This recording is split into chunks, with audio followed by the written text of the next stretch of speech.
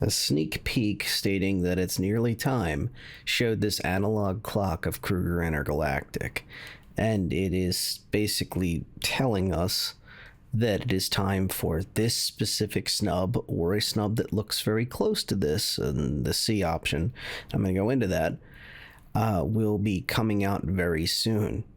If I was to guess, it would probably be for 4.3 patch cycle, somewhere in the 4.3s. So, let's go through what Kruger Intergalactic already does and what the evidence is. So, there was a Star Citizen Live. This exchange happened on Twitter, X, etc., one of them socials. And Lando basically heavily hinted that A or C options were going to be chosen. A is heavily favored because many people have shown interest, and C is interesting because it's different with that low-hanging system the concept artist Jacob was interested in. Where does Kruger Intergalactic come from? So they start with extremely small ships that are called snubcraft, that are below a light fighter in size, scale, etc. But don't discount them in a straight line, in a dogfight, depending on the situation. They still stand a chance. And they are usually supposed to be a snub that is locked into a RSI Constellation series ship. On most of the RSI constellations, you have one of these types, the Merlin, for example, rocking on the bottom of an Aquila, or the P-72 Archimedes on the bottom of a Phoenix at the back. So Kruger Intergalactic has one thing to note about these, though. They're both long in the tooth. They're very close in style, design, weapon layout, like four size ones on this P-72, whereas the Merlin's got 3 weapons. But they both have raw speed. And most importantly, they don't have quantum drives. Because they're meant to be docked in these ships, and when you spawn your Connie, it comes with it inside most patch cycles. In its dock at the bottom, it makes sense that that's not going to be a problem. Now, this third, newer snub fighter coming from Kruger Intergalactic brings up an interesting question. Will it be dockable in the current mini docks that are on the Connies, and any potential new ships that have the ability to dock a snub in this design? Or are we past that? Looking at the Polaris, the Idris, the upcoming Ironclads, having a snub that's a small size, you can see in relation to the player characters how small these things are. Are we at a point now where we have so many carrier ships that it would be interesting for players to have such ships? Now, I filmed this in 4.3 PTU, all waves that came out today as of recording, and this is my pride and joy, the P-72 Archimedes Emerald, one of the most beautiful ships in the game. It comes with the package with the Connie Phoenix Emerald. And don't quote me on it, every year it's a little different on the Fortuna events, but most years you can get a package where you get the Connie Phoenix Emerald, the P-72 Archimedes Emerald. Look at that paint job, which has a custom different interior than the regular P-72 Archimedes. That's jet stark white, more high contrast than this.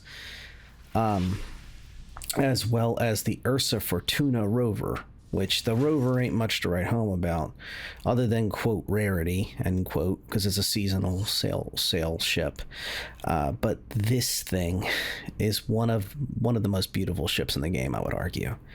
And I wanted to share it with you because I feel like this is the kind of experience that if on patch day suddenly there's a new Kruger ship for sale, what are you expecting from it? I think you're going to get something close to this in a different looking package. And if we are freed from the tyranny of the limitations of having to dock into a frame that basically has to accept the pilot cockpit area in a very specific format because it has to dock with the Connie, we could have a snub with an extremely different style that's all its own. Yes, it matches the Kruger style language, design language, but it has its own style to itself. It has its own looks, much like other ships from different companies.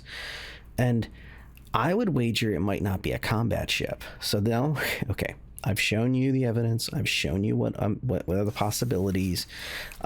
We've talked about where these things came from and what the concept art came from and such. But now I want to talk about possibilities of what the new ship is. And by the way, in the description, if you get nothing else from this, there'll be a link to that Star Citizen Live with the timestamp of when Jacob and the rest of the Star Citizen Live interviews are being done with the ship concept team, and they're fantastic work. And feel free to go back into that video further back and see the Pioneer work and this concepted salvage starter ship, etc. There's some nice stuff in there, smaller than a Vulture, which is badly needed. This is all stuff there's no surprises there. This is stuff that we've been talking about forever. But look at the animations on this thing. This is a ship that's long in the tooth, but it's still beautiful. Its animations are on freaking point. And my goodness, is it fun to fly. You can exit Atmo with this thing in seconds. And the irony is, you get up there and you realize you can't quantum away.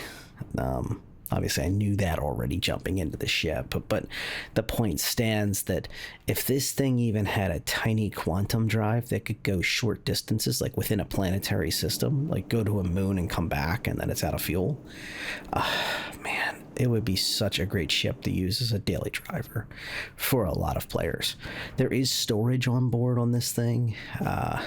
Not a lot. It's basically like the same size as the light fighters. And you have to access it from the exterior because you just have the small cockpit.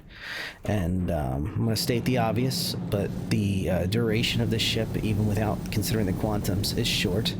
The laser systems that are your primary weapon systems, they run out of charge, and then you start clipping out where you start doing less and less rate of fire until they recharge. And there is a very limited amount of power plant goodness on board. So even without the quantum drive, because of how small the modules are, you have to, you can't just apply a whole bunch of points to weaponry and now you're good.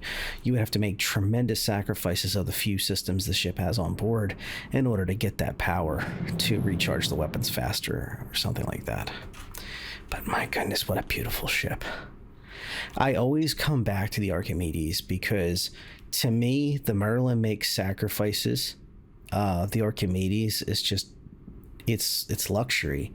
And the Merlin looks good too. It's close to the same design.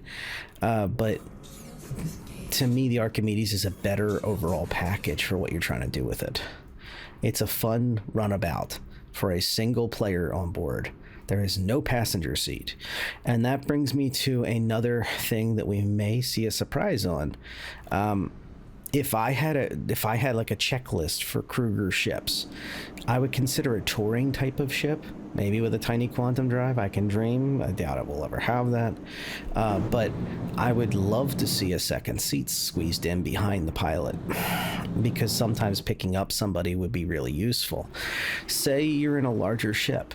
You drop out of your ship, you come pick your buddy up, and you bring them back to your main ship. That's a good use case for a snub. And right now, you have the MPUV personnel, the MPUV cargo, the MPUV 1T. The cargo has like the jump seat. The personnel is well suited for that.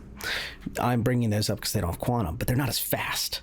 Like, this thing is sillily fast, and it's extremely maneuverable, and it can defend itself too. All things that the MPUV series cannot. They have their uses. This is not suddenly a video where I just start trash talking the MPUF completely. They're very useful and they're very utilitarian. But the practicality sense, I would love to see just slightly more practicality in a Kruger ship. So being a novel thing of it being the only Kruger ship with a passenger seat snuck in the back that's barely fits a person, that'd be pretty slick. Notice those huge thrusters on them that go on the as your main thrusters, but then you'll see these thrusters that are able to allow you to reverse pretty well. Like, you can almost stop on a dime in this thing especially when you're holding the shift key. Look at the maneuverability of this. I mean, it rivals that of a Fury. It's crazy how fun and easy it is to make this thing look good. And it'll get you into trouble faster than you'd like if you let it, but it is interesting. It's also interesting to see its performance in combat mode versus quantum, air quotes, quantum modes, etc. But when you're in the SCM modes, I mean, you can go the same speed as the others. There is no missiles on board, as I showed. So that is a deal breaker for some people. Missiles tend to be a get-off-me weapon for some. Another thing to note on this is it has extremely low noise. So the countermeasures, you can see it has a decent amount of decoys, but its noise is only 2. So if you have all spectrum missiles that you're facing, people run those occasionally, you won't be able to just slap down a bunch of IR countermeasures and hope for the best. You're going to burn through your countermeasures for all aspects and for radar lock and everything very, very quickly. Those type of missiles that hone in on those things, you will have problems. That be back to topic again. If we had suddenly a new Kruger ship, a third Kruger ship, it would be very interesting to see where it is. And while this game is about to crash, 4.3 PTU here, so remember, it's the PTU, it's an early build. They were kind enough to let all backers into the PTU to help test. And it's got a lot of wrinkles. I've tried to visit the ASD sites and crashed multiple times. Crashed just flying around New Babbage in this. Some really weird behavior after the crashes as well, such as waking up with no gear, other times waking up with full gear, within the area, falling through the planet, the gambit. But I'm grateful for what I get. I do like to record in the latest and greatest build cycles, so I have the ability to show you something. Now, this is an official entry. Do not be disoriented by the 2015 date at the top, because you can see it was updated pretty much days ago. And what you see here is the rundown of Kruger Intergalactic. I'm not going to go through the entire history and lore of the company and how they got to start, but just know that they weren't just building snubs, and they were kind of riding RSI's coattails as the too long didn't read version of this, as well as other manufacturers working through their needs, modules for ships, parts for FPS weapons. It runs the gamut. Most importantly for this topic, though, is as the company became more and more stabilized and more independent, they realized that they didn't just have to ride the coattails of RSI or have to make parts for somebody else's weapon systems or make a module for a ship. They can make their own independent ship design. And this brings us to the name of the new ship. It is the L-21 Wolf. By the way, the 2 paragraphs just above the bottom one, those are the new paragraphs. So the one highlighted plus the paragraph below, that's the add-in stuff for the new ship. But the L-21 Wolf was developed by Kruger 2955 as an ambitious design, and you can note the retro-futuristic look, which was noted by the vehicle concept team in the source material. and it was considered that it was too expensive and it would not be practical as just a snub hanging off the back of a Connie. And this was the first time that they would have to move to their own manufacturing and not just focus on the partnership with RSI. So Kruger created this ship as their first independent vessel, and then during this time they had an updated logo made, and that's what you see on the clock. That's why it's relevant at the beginning. So we've come full circle. The L-21 Wolf is likely the extremely likely to be A or C. I'm leaning much more towards A of the concept designs. It will be a snub craft, smaller than a light fighter. It is meant to be a luxury vessel, so it's going to be more like a P-72 Archimedes on steroids than a P-52 Merlin on steroids. And I think it's going to be really interesting to see what Kruger can do when they're not focused heavily on fitting it into the back end of a Constellation's mounting system. There's extremely specific tolerances that has to have this to park the snub there. And yeah, that'll be interesting. It'll also be interesting if this snub throws us curveballs, like the things I mentioned that I'd love to see at a second seat. I would, even if it's just cramped, I would love to see a mini quantum drive if they can't do that. Make this vessel have something slightly different. Also of note, it is highly likely to be a weaponized ship, because you saw in the concept designs a lot of weapons and mounting points for said not turreted, but it's cannons or something to that effect mounted to this system, much like its P-52, P-72 sister ships from Kruger Intergalactic. So I hope this video kind of covered the gambit of what we're seeing. And yeah, it's a little bit of hype. 4.3 is a long ways off. I kind of snuck that in, showing you during the flight of the P-72 Archimedes Emerald, kind of how the state is. But don't let that bring you down. It's just meant to make your hype be realistic and your considerations of timing. Probably, if I was to guess, probably 2 to 3 weeks out. You know, it depends on how successful they are at overcoming these. Early builds like this are going to be rough around the edges, and that's the point of the testing. If you have the time, feel free to, don't forget to copy your live folder over, rename it PTU, the copy of your live folder that you made, and jump into PTU. It's open to all waves. Copy your account over if you have to, and get in there and see how you like it. Check out the new ASD facilities, fall through the map a couple times. None of it matters. It's going to be a lot of fun, and you can check out some new content along the way and meet some fantastic folks. The most, some, not all, I almost caught myself there.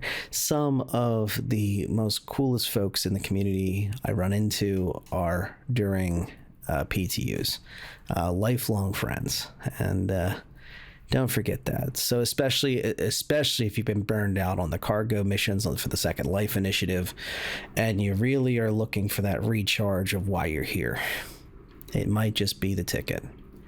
And you can help out the system by making bug reports based on what you see and upvoting on the issue council, or making new issue council submissions.